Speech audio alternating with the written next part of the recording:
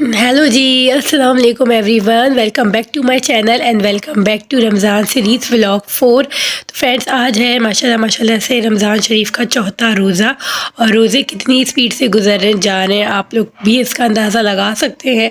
और बैकग्राउंड में जो आप लोग को रोड पे जो जा रहा है बंदर वाला, उसकी आवाज़ को प्लीज़ इग्नोर कीजिएगा। और आज मैंने सहरी में कुछ भी शूट नहीं किया क्योंकि थोड़ी सी देर से आँख भी खुली थी। बस तहज्जुद पढ़ के फ़ौरन किचन में गया, सारा काम जल्दी जल्दी करा क्योंकि शूट करने में ना थोड़ा सा टाइम लगता है और मेरी जो है ना तबीयत भी थोड़ी ठीक नहीं थी। तो बस अभी दोपहर का टाइम है और मैंने जो है ना अभी से व्लॉग स्टार्ट करा है और यहाँ पे ना ये बच्चे सो रहे हैं। तो आपको पता है कि कराची का जो मौसम कैसा चल रहा है, क्या हाल चाल चल रहे हैं कराची के मौसम में। तो रमज़ान का महीना हो और रहमतों का अशरा हो और रहमतें ना हो, ऐसा तो हो नहीं सकता। तो माशाल्लाह से जो है एक दो दिन से काफ़ी ज़्यादा कराची में खून की टाइप ठंडक हो गई है। जब फजर में उठो, फजर के बाद वज़ू करो तो काफ़ी ठंडक ठंडक सी लगती है। तो बहुत अच्छा मौसम चल रहा है और रोज़े का बिल्कुल भी एहसास नहीं हो रहा है। तो जो है ना बस यहाँ पे बच्चे सो रहे थे। तो ये देखिए मैंने इन्हें सुला दिया था तो कह लगी मम्मा सर्दी लग रही है और प्लीज़ जो है ना कुछ चादर वगैरह हम पे डाल दें। तो ब्लैंकेट वगैरह तो सब मैंने रख दिए थे। तो ये मोटी सी थोड़ी चादर खेस टाइप थी तो ये मैंने इन पे डाल दिया है। ये अनाया सो रही है और ये आयशा सो रही है। स्कूल गए थे आज बच्चे, आके थक जाते हैं, बच्चों का रूटीन होता है तो सो गए हैं। और यहाँ पे ये आयशा सो रही है और इसकी तबीयत थोड़ी सही नहीं चल रही है, बुखार हो रहा है, कान में दर्द हो रहा है, इसको डॉक्टर के पास दिखाना है। आप लोग भी दुआ कीजिएगा और आप लोग कमेंट करके बताइएगा कि आप लोग के रोज़े अफ्तार कैसे गुजर रहे हैं। तो बस जो है ना मैंने व्लॉग स्टार्ट कर लिया है ना, तो अब कुछ ना कुछ बन ही जाएगा अब इंशाल्लाह। मैं अभी जो है ना थोड़ी देर रेस्ट करती हूँ और रेस्ट करने के बाद फिर जाएंगे किचन में। जो कुछ अफ्तार में बनेगा, खाना बनेगा, वो सब आप लोग के साथ शेयर करूँगी। बने रहिएगा व्लॉग में। व्लॉग पसंद आए फुल वॉच कीजिएगा, तो लाइक शेयर और सब्सक्राइब भी कर दीजिएगा। ठीक है जी, चले आगे चलते हैं व्लॉग में। अच्छा जी, तो उसके बाद जी 4 साढ़े 4 बजे का ही टाइम होगा, मैं बनाने बैठ गई थी समोसे। अच्छा, ये जो है ना समोसे इस साल हम लोग ये कर रहे हैं कि जब भी ज़रूरत होती है, जितने भी खाने होते हैं बनाने के लिए चाहिए होते हैं ना, तो हाथ के हाथ फ्रेश ही बना लेते हैं। होता क्या है कि जो है ना अगर कभी लाइट चली गई, क्योंकि अब गर्मियाँ शुरू हो गई तो अक्सर कहीं कहीं लाइट जाने लग जाती है। वैसे अल्हम्दुलिल्लाह हमारे इलाके में नहीं जाती, लेकिन सेफ साइड अगर कभी लाइट चली जाए ना, तो ये आलू का बैटर होता है तो क्या होता है इसमें पानी सा आ जाता है, पानी छूट जाता है। तो इसलिए जो है ना हम लोगों ने डिसाइड किया कि हम लोग इस साल ना हाथ के हाथ इसको फ्रेश ही बना लेंगे। और वाकई में मैंने जो डिफरेंस महसूस करा ना, वो ये महसूस करा कि जब मैं बना के रख लेती थी ना, तो जब फ्राई करती थी तो उसके थोड़ी देर बाद ही ना बिल्कुल वो सॉगी नरम नरम से हो जाते थे। अच्छा, अब जो मैं हाथ के हाथ बना के फ्रेश फ्राई कर रही हूँ ना, तो इसको डाइनिंग टेबल पर अगर छोड़ भी दो और आप 1 डेढ़ घंटे बाद खाओ उसको 8 साढ़े 8 बजे के करीब, तो यकीन करें उसकी जो मांडा पट्टी की परत है ना, बिल्कुल भी सॉफ्ट नहीं होती, वैसे ही क्रिस्पी रहती है। तो ये मेरा आजमूदा आजमाया हुआ टेक्निक है, तो आप लोग भी चाहें तो ऐसा कर सकते हैं। और बाज़ लोग ये होता है कि जो है ना कहते हैं बना के एक साथ फ्रीज़ कर लो, तो वो भी सही है।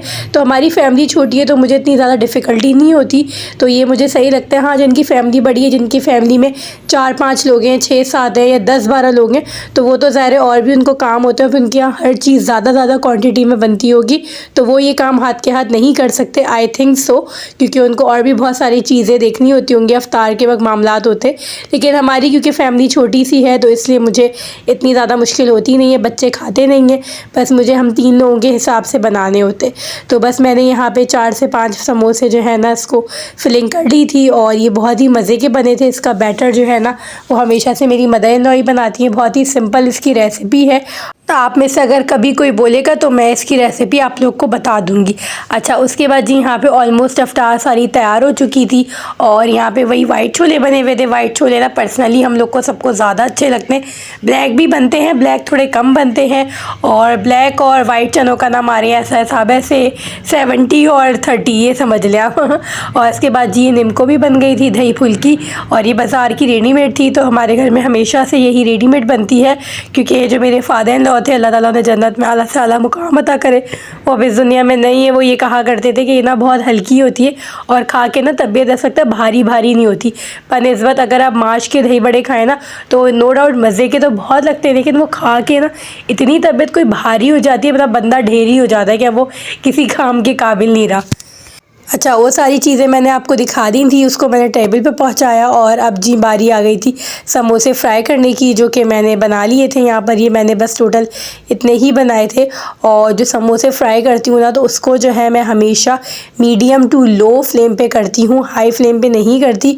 चाहे फ्रेश समोसे हों या फिर आपने फ्रोज़न हो, फ्रीज़ करे हुए हों।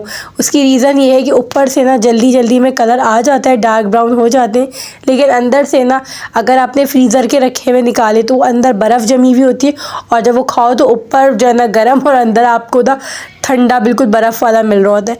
तो अगर आप इसको बिल्कुल मीडियम आंच पे करेंगे ना, मीडियम टू लो, बहुत धीमी आंच पे आहिस्ता आहिस्ता, तो वो अंदर से जो है ना बहुत अच्छा गर्म हो जाती है हर चीज़, जो भी आपने बैटर डाला हुआ होता है। और इसके अलावा ये जो इसके अमांडा पट्टी की परत होती है ना, ये भी बहुत अच्छे से क्रिस्पी ब्राउन हो जाती है।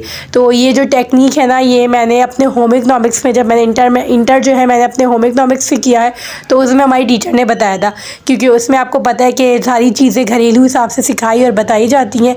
और यहाँ पे देखें कितने खूबसूरत से फ्राई हो गए हैं, और मैं इसको डिश आउट कर रही थी, और ये बिल्कुल बाज़ार वाला कलर आया था, जैसे बाज़ार में मिलते हैं ना। तो ये जो है ना अच्छी चीज़ बन जाती है ना, तैयार हो जाती है, तो बहुत ज़्यादा खुशी होती है। तो बस मैंने यहाँ पे इसके साथ ही निकाल लिए थे आज ये रंग बिरंगे के पापड़।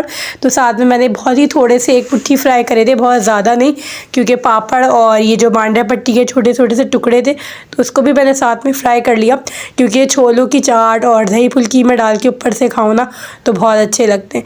और यहाँ पे ये बच्चे जो है ना अभी से खाना शुरू कर रहे थे, तो मैंने मना कर रही थी, तो मैंने कहा अभी नहीं खाओ, अभी अज़ान होगी, फिर एक साथ इंशाल्लाह हम सब रोज़ा इफ्तार करेंगे। मेरी बच्चियाँ क्योंकि अभी छोटी हैं, तो उनके स्कूल में भी उनको टीचर जो है ना बता रही थी, आके मुझे कह रही थी कि मम्मा हमारी टीचर कह रही थी कि जो छोटे बच्चे होते हैं ना, वो अपना रोज़ा फ्रिज में रखते हैं। तो वही मुझे अपनी बचपन की बात याद आ गई कि जब हम छोटे हुआ करते थे और हमसे कोई भी मजाक में हमारे बड़े पूछते थे, भाई हाँ भाई रोज़ा रखा है, कहाँ रखा, तो वो कहते थे फ्रिज में रखा हुआ है। तो ये सारी प्यारी सी नोक झोंक वाली बातें होती हैं, और देखते देखते बच्चे बड़े हो जाते हैं, और माशाल्लाह से इनको भी काफ़ी शौक़ हो रहा है ना। अच्छा, उसके बाद जी मैंने सोचा मैं आपको डिनर भी दिखा दूँ। और डिनर में बनी हुई थी कढ़ाई, मज़ेदार सी चिकन की कढ़ाई बनी हुई थी, और ये ना मुझे अपने मदर इन लॉ के हाथ की बहुत ही यमी लगती है। मैं कहती हूँ उनसे कि आप बहुत मज़े की बनाती हैं। अच्छा, उसके बाद जी मैं यहाँ पर जो है ना थोड़ी देर रेस्ट करने के बाद वॉक कर रही थी। तो मैं यहाँ पर, हमारे घर के सामने है ग्राउंड, और यहाँ पर ना तरावी हो रही थी, और इतना प्यारा मतलब लगता है ना देख के, एक दिली और एक रूहानी जो सुकून मिलता है ना। तो मैंने सोचा मैं आप लोग को ना थोड़ा सा जूम करके दिखाऊं। और ये थी मेरी आज की वीडियो। उम्मीद करती हूँ पसंद आई हो। पसंद आई तो लाइक शेयर कमेंट कर दीजिएगा। Thank you for watching. अल्लाह हाफ़िज़।